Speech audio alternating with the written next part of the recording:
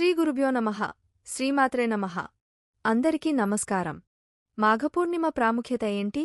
ఈరోజు సముద్ర స్నానం ఎందుకు చేయాలి? ఈ సంవత్సరం మాఘపూర్ణిమ ఎప్పుడు వచ్చింది? ఏ పరిహారాలు పాటించాలి? ఈరోజు ఏ దానాలు చేస్తే ఎలాంటి ఫలితాలు వస్తాయో ఈ వీడియోలో వివరంగా మనం తెలుసుకుందాం. ఈ వీడియోకి ఒక లైక్ వేసి మీ ఫ్రెండ్స్కి షేర్ చేయండి. అలాగే జై శ్రీకృష్ణ అని ఒక చిన్న కామెంట్ చేయండి. అలాగే దయచేసి వీడియోని స్కిప్ చేయకుండా పూర్తిగా చూడండి. మాఘపూర్ణిమను మహామాఘి అని అంటారు. సంవత్సరంలో వచ్చే 12 పూర్ణిమలలోనూ మాఘపూర్ణిమ అత్యంత విశిష్టమైనది. ఈ మహామాఘి శివకేశవులిద్దరికీ ప్రీతికరమైనది. అందుకే ఈ మాఘపూర్ణిమనాడు తప్పకుండా నదీ స్నానంగాని సముద్ర స్నానంగాని చేయాలంటారు. అందులోనూ మాఘమాసంలో వచ్చే పూర్ణిమకు చాలా ప్రాముఖ్యత ఉంది. ఆ రోజున శ్రీమహావిష్ణువును పూజించడం ఆచారం. దీనివల్ల మన కోరికలు ఖచ్చితంగా నెరవేరతాయని పండితులు తెలియజేస్తున్నారు.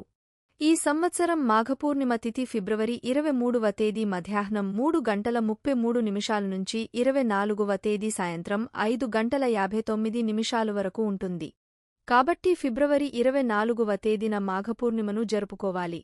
ఈ సమయంలో చేసే స్నానం పూజకు చాలా శక్తి ఉంటుందని పండితులు తెలియజేస్తున్నారు. మాఘపూర్ణిమ రోజు బ్రహ్మ ముహూర్తంలో నదీ జలాలన్నీ బ్రహ్మహత్య, సురాపానంలాంటి మహాపాతకాలను పోగొట్టి పవిత్రులుగా చేయుటకు సంసిద్ధంగా ఉంటాయని పండితులు తెలియజేస్తున్నారు. హిందూ పురాణాలు ప్రకారం ఈ రోజున గంగానదిలో విష్ణువు నివసిస్తాడని, ఆ గంగానదిలో బ్రహ్మ ముహూర్తంలో స్నానం చేస్తే ఎంతో పుణ్యం వస్తుందని పండితులు తెలియజేస్తున్నారు. మాఘపూర్ణిమ రోజున దేవతలందరూ మానవరూపంలో భూమిపైకి వస్తారని ప్రతీతి. మాఘపూర్ణిమ రోజున సమస్త దేవతలు అందరూ గంగానదిలో స్నానం చేసి శ్రీమహావిష్ణువును పూజిస్తారని ప్రతీతి.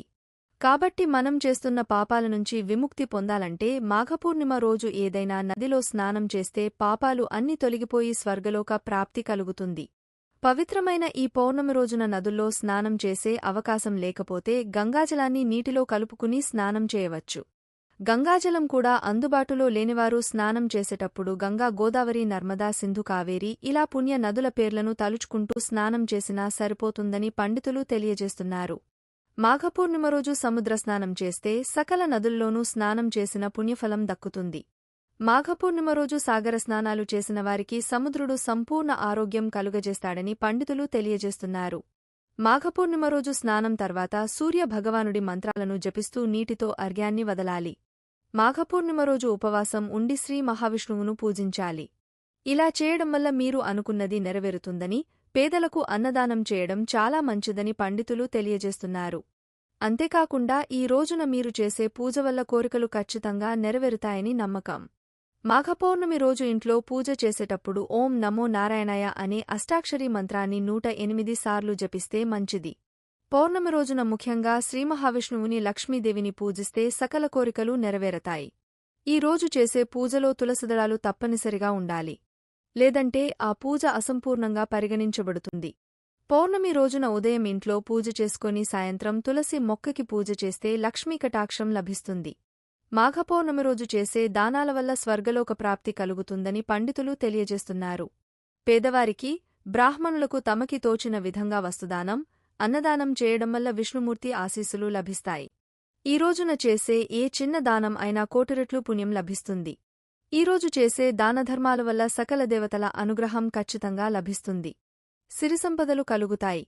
తెల్లటి వస్త్రాలు దానం ఇస్తే చంద్రగ్రహ దోషాలు తొలగిపోతాయి.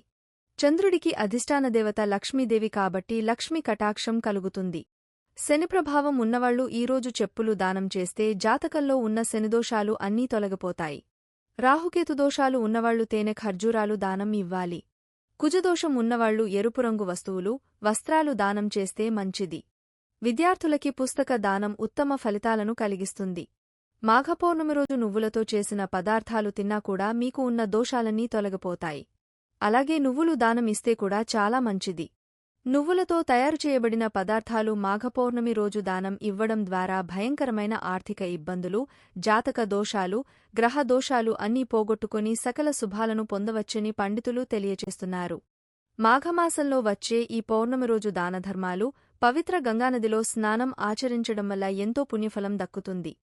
ఈ వీడియో గనుక మీకు నచ్చినట్లయితే ప్లీజ్ లైక్ చేసి మీ ఫ్రెండ్స్కి షేర్ చేయండి. అలాగే మా కొత్త వీడియోస్ మీకు వెంటనే చేరాలంటే మా ఛానల్ని సబ్స్క్రైబ్ చేసుకొని పక్కనే ఉన్నటువంటి బెల్ ఐకాన్ని ప్రెస్ చేయండి. ధన్యవాదములు.